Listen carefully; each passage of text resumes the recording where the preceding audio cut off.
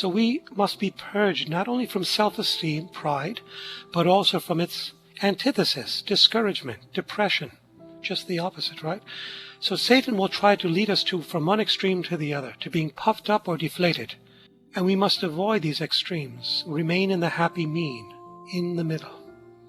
But you may say, discouragement is inevitable. We all experience it. Of course we do. We all experience it. But it's what we do with it that matters. If we indulge in it, if we sulk over it, feel sorry for ourselves, we are fanning the flame of discouragement, so to speak. Rather, we must, as Jesus tells us, have courage and be not afraid.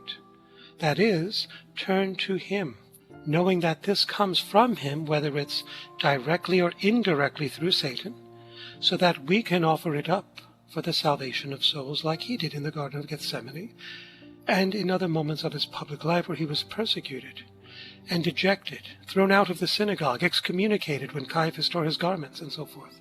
Another thing, trapping, that keeps us from taking our flight to the center of God's divine will is neither discouragement nor self-esteem, we've covered those, but disturbances.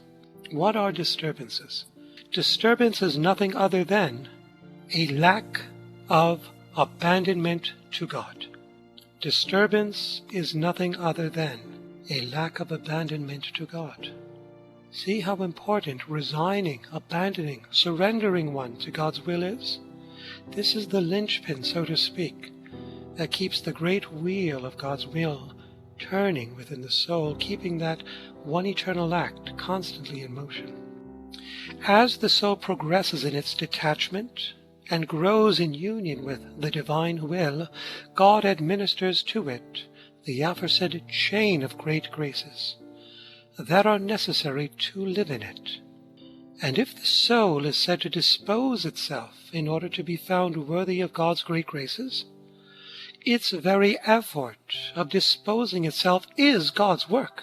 For the eternal operation of the divine will is already at work in us to convert us, in order that we may be converted, as St. Augustine says. God does everything in us. Everything's a grace, St. Paul says.